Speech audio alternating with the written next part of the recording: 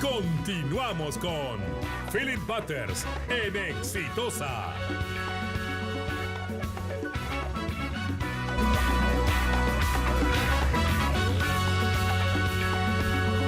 Son 8 de la mañana con 6. Bueno, yo nunca terminé de estudiar Derecho, pero yo me acuerdo que cuando yo estudiaba Derecho, la gente le tenía miedo al doctor García Toma, que enseñaba constitucional, porque decían que era bien exigente, por no decir jodido. Entonces, estamos acá con el doctor Víctor García Toma para clases de Derecho Constitucional y Procesal. Entonces, yo le quiero preguntar al doctor García Toma, y que le ruego que sea condescendiente, porque no todo el mundo que nos escucha es una persona que sabe de Derecho, que nos explique qué cosa es la pluralidad de instancias, es decir, que uno para ser juzgado en el Perú por un crimen tiene un juez de primera instancia, de segunda instancia, de tercera instancia. Esa tercera instancia es la Corte Suprema. ¿Y qué pasa cuando te declaran inocente en la Corte Suprema? Ya no se te puede reabrir el caso. Todo esto, doctor García Toma, a colación del tema Madre Mía. ¿Cómo está? Buenos días, doctor. ¿Cómo le va? Gusto en saludarlo. Muy buenos días.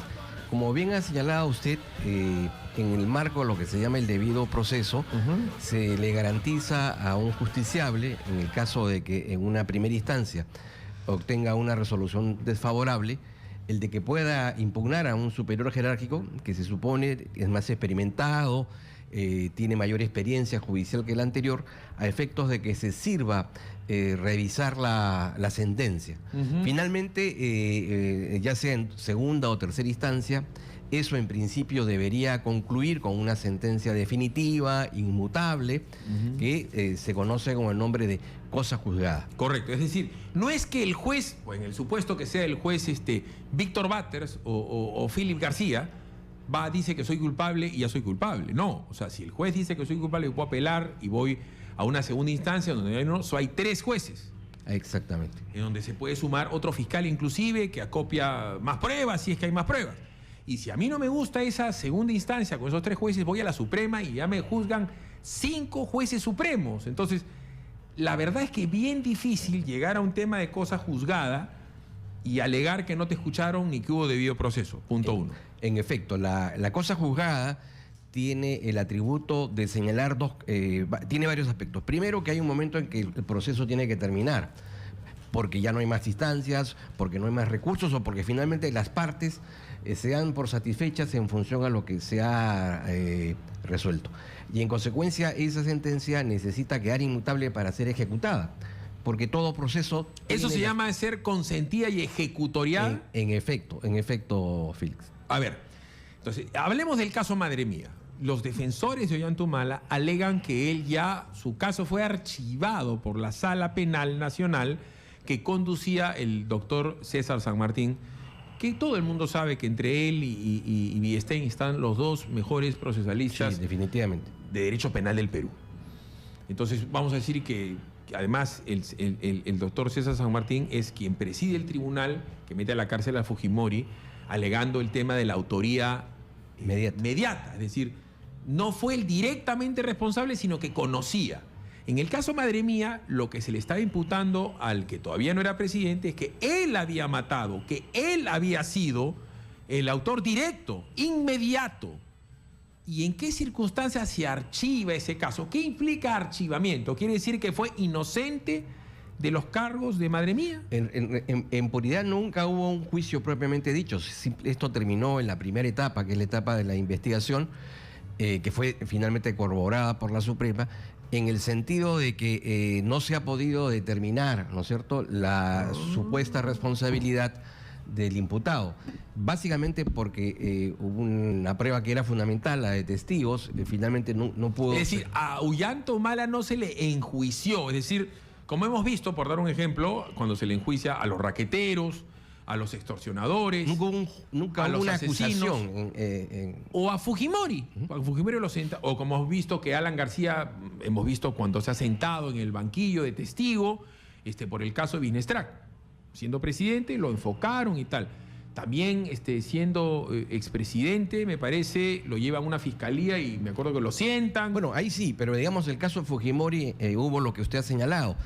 Hay una audiencia, ¿no es cierto?, en donde el fiscal le imputa ya de manera específica la comisión de ¿Por qué me interesa que usted le diga a la gente cuál es la garantía de la administración de justicia que implica la publicidad de los juicios penales? Es decir, usted no me puede juzgar a mí en las cuatro paredes.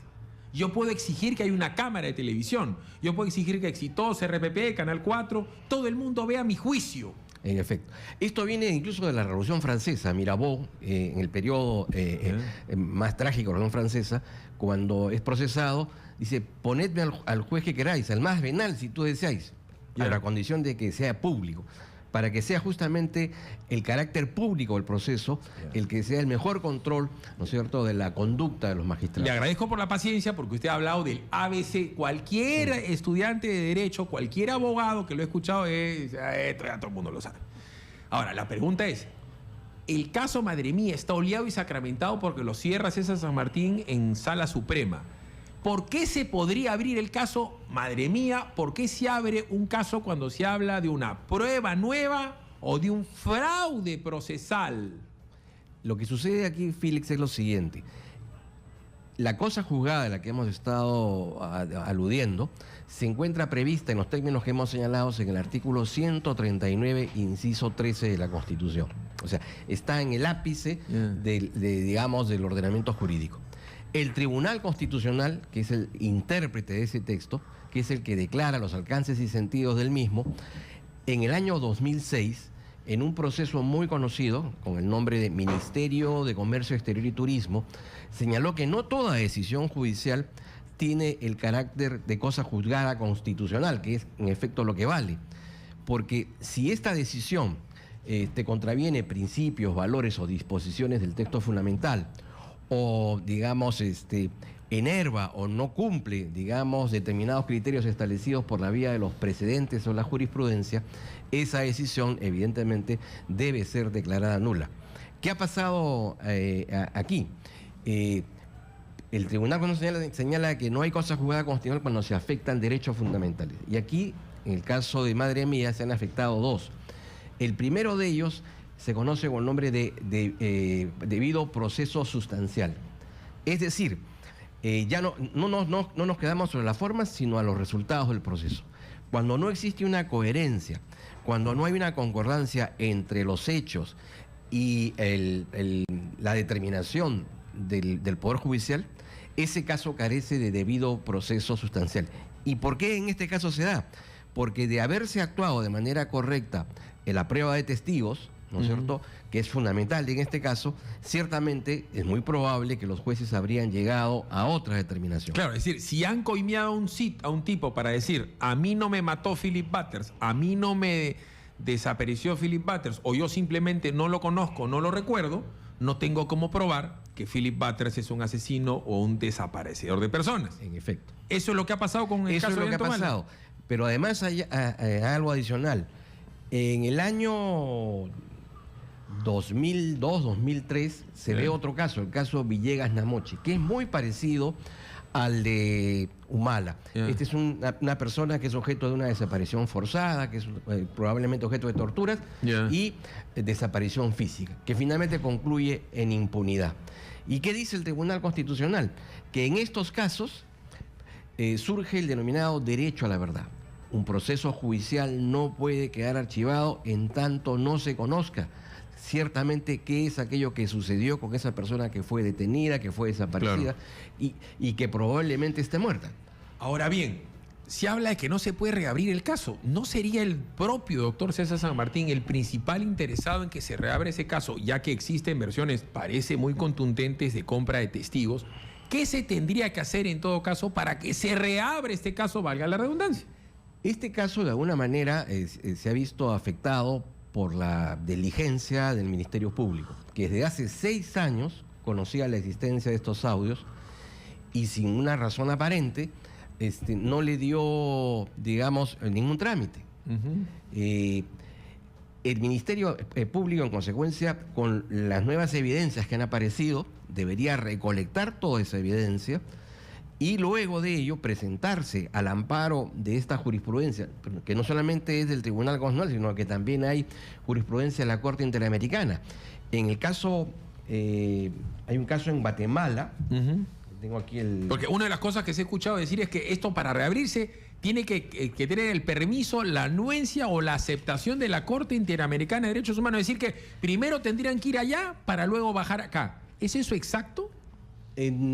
Lo que pasa es que hay dos procedimientos. Una posibilidad es la vía interna. Entonces, correcto. Invocamos aquí la infracción a la cosa juzgada constitucional invocamos la existencia de una sentencia despedida de manera fraudulenta.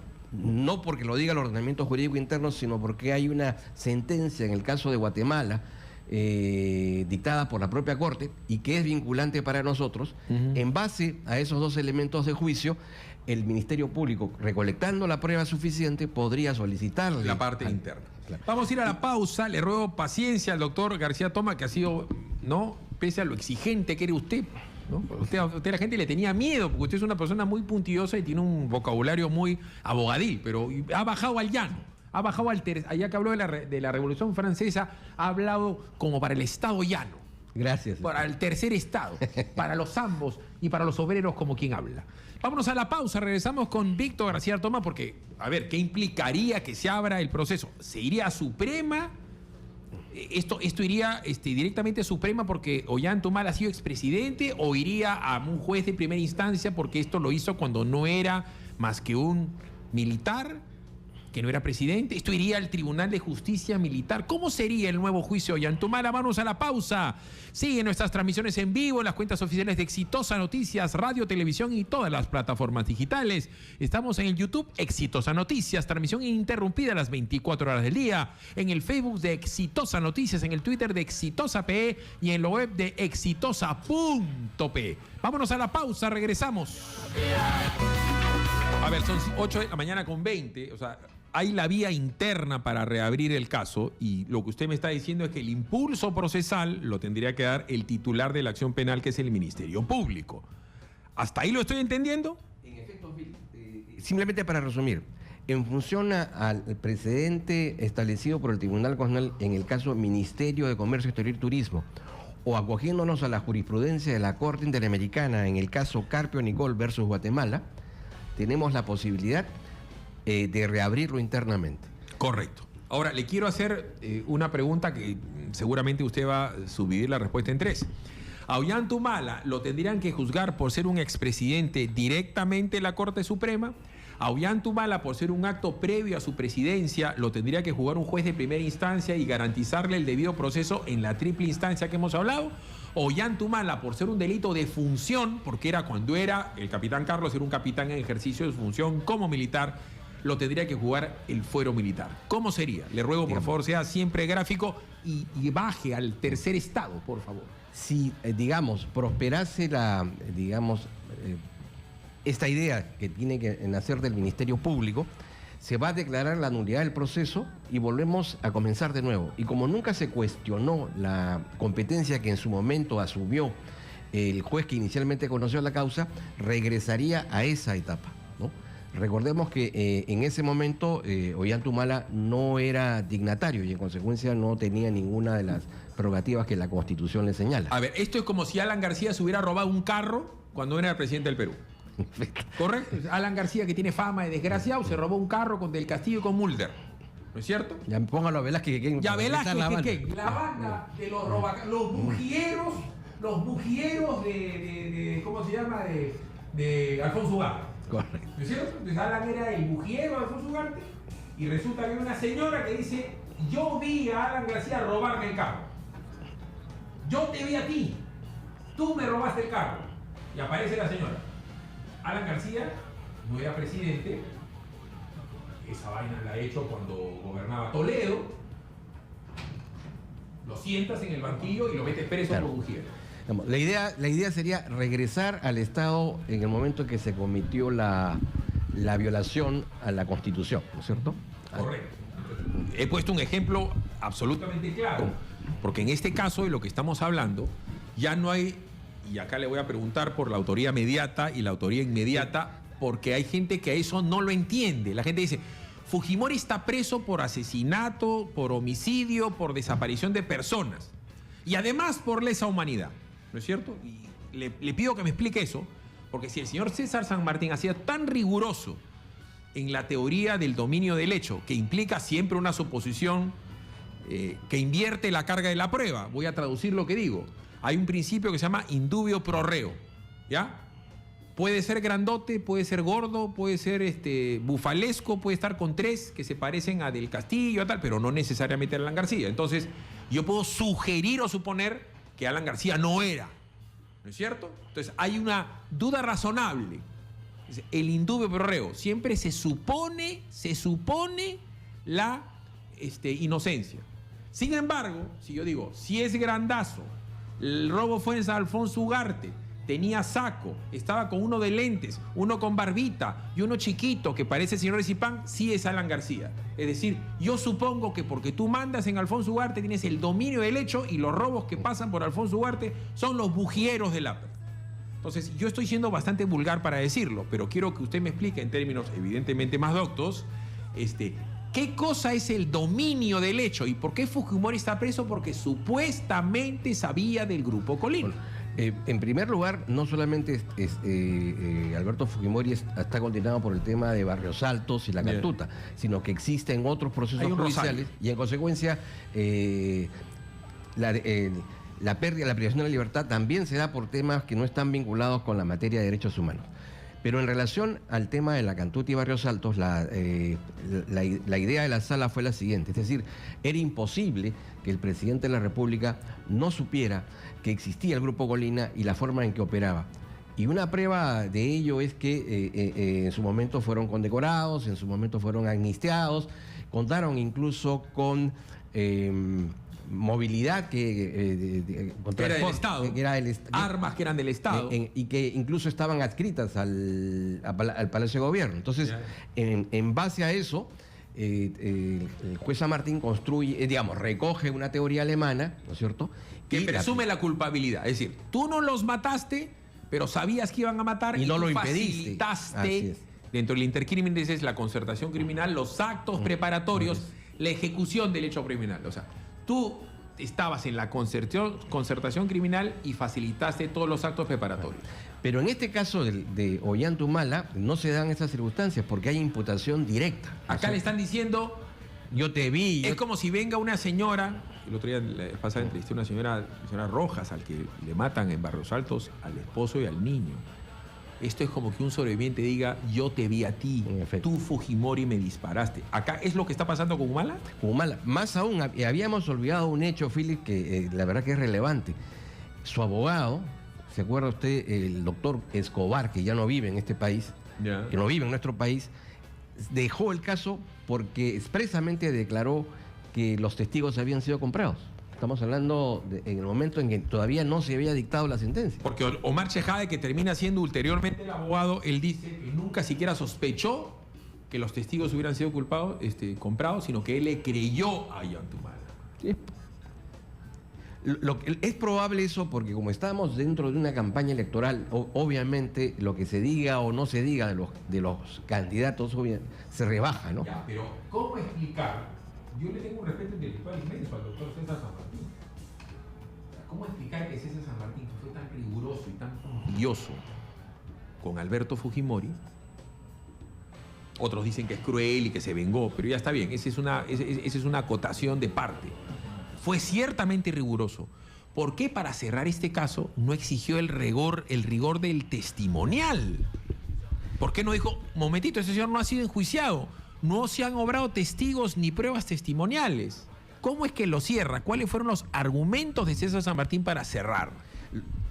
Digamos, está claro que es probable, que es posible que los miembros de esa sala no hayan podido dictar una sentencia conforme a la verdad en la medida en que el propio justiciable, a través de la compra de testigos, impidiese acceder a la misma. Pero también es probable que en ese juicio haya habido una cierta laxitud en la que no aparece esta rigurosidad que usted señala. Creo que la crítica que usted plantea es correcta. Yo cuando menos digo duda. Sí. O sea, yo no creo que César San Martín sea ni corrupto, no creo que sea Villestein. pero ambos tienen una carga ideológica, pues uno tiene que entender que uno tiene todo el derecho del mundo a ser de izquierda y que uno tiene todo el mundo de ser de derecha, o que uno puede ser centrista, o que uno puede ser ecologista. O sea, son seres humanos, los jueces no han venido de Marte. Pero hay tres cosas que hay que rescatar. Primero, que es gente que conoce la disciplina. Dos, que es gente correcta, y es gente que tiene personalidad, que es importante. No, y además no lo hicieron solos, habían otros jueces, como lo ha dicho bien San Martín. Yo estaba con otros 4. Ahora, digo yo, por la salud del Poder Judicial, que todos ya sabemos que está desprestigiado, por la salud del sistema interamericano de derechos humanos, porque en las agendas se habla de ojitos y se habla de que Francisco Eguiguren, aparentemente un hombre muy ligado a la lucha de los derechos humanos, que ha sido ministro de Justicia, como entiendo que usted también ha sido ministro de Justicia. Sí. O sea, usted en su momento ha sido el abogado del Poder Ejecutivo, el abogado del Estado peruano. ¿Cómo es que Eguiguren podría haber ido a interceder frente a César San Martín si no era parte del proceso? Porque cuando yo voy y digo, me está metiendo a juicio, yo me apersono, digo, mi abogado es García Toma, mi abogado es Roy Gates, mi abogado es Urquizo, mi abogado es Rodríguez. Si él no era abogado de la causa y no estaba personado, ¿por qué él, ojitos, si fuera el caso del doctor Eguiguren, fue a hablar con San Martín? En efecto, no conocemos la identidad de Ojitos, pero sí sabemos de la existencia de las agendas. Y en las agendas se marca, ¿no es cierto?, una ruta. Y esa ruta nos indica que hubo gestiones, ¿no? Para, digamos, acelerar el proceso, para que se inclinen por una tesis más favorable al justiciable. Eso en principio no es incorrecto, si es que lo hace quien es el abogado de la causa. Y eso lo tendríamos que determinar en ese momento, ¿no? Doctor García Toma, yo he sido enjuiciado 6 veces por Burga y llegó un momento en que yo ya tenía que tomar desayuno, de aquí que Bravo sabrá, en el Sheraton, porque tenía que ir a tanto juicio. Sí, pues, claro. Entonces, para que yo pueda ir a hablar al juicio, poder yo, mi abogado, el doctor José Urquizo, y los apersonados. Pero yo no le podía decir a García Toma, doctor, fíjese que yo he sido preso. Usted que es su pata. Usted que es mi pata, le puede decir. No puede hacer eso, porque eso sí es tráfico de influencias. Los jueces están obligados a recibir a los acusados y a los apersonados para defender. Eso es normal. Lo que usted plantea, Philip, es correcto. Si, digamos, hubiese veracidad en esa parte de las agendas, que es una cuestión que tiene que corroborarse, debería iniciarse una investigación, ¿no? Vamos a ir a la pausa, porque la defensa técnica de Nadine primero dijo que no eran sus agendas, después aceptando que eran sus agendas, dicen es prueba robada. Ahora, la defensa técnica de Ollantumala dice cosa juzgada, pero además prueba indebida, porque ese es un chuponeo del miserable de Alan García. Ustedes saben que Alan García es culpable de un montón de cosas, ¿no es cierto? Pero del carro del carro, del toque que sea, porque yo igual razón, igual derecho, pues porque si el señor Ollantumala dice que Alan García, por ser presidente, sabía de las interceptaciones y escuchas que hacían el equipo Constelación, quiere decir que Ollantumala, cuando fue presidente, también sabía lo mismo. ¿Cierto? Que la seguían a Marisol Perestello, hoy ministra de Justicia, que la seguían a Marisol Espinosa y que chuponeaban a periodistas. Quiere decir que él sabía. Entonces, vamos a ir a la pausa, regresar con García Toma para que me hable de la prueba indebida o la prueba ilegal. Yo creo que el que debe estar feliz o matándose de risa de todos nosotros es Vladimiro Montesinos, porque a él le robaron los Vladivideos. Se lo roban de un lugar, ¿no es cierto?, que era una instalación pública. Los audios salen de una instalación pública. El equipo Constelación está bajo mando de la Policía del Perú en convenio con Estados Unidos. Pero se lo roba un privado. Se lo roba la Pinchi Pinchi, que para motivos de hecho es igualito que alguien se meta por la ventana, porque la Pinchi Pinchi no era funcionaria pública. Y ella se roba los videos. Y cae un régimen por una prueba robada por cualquiera. No es que fue un policía que dijo yo me equivoqué, no. La prueba ilegal. Pausa, regresamos con García Toma. Toma.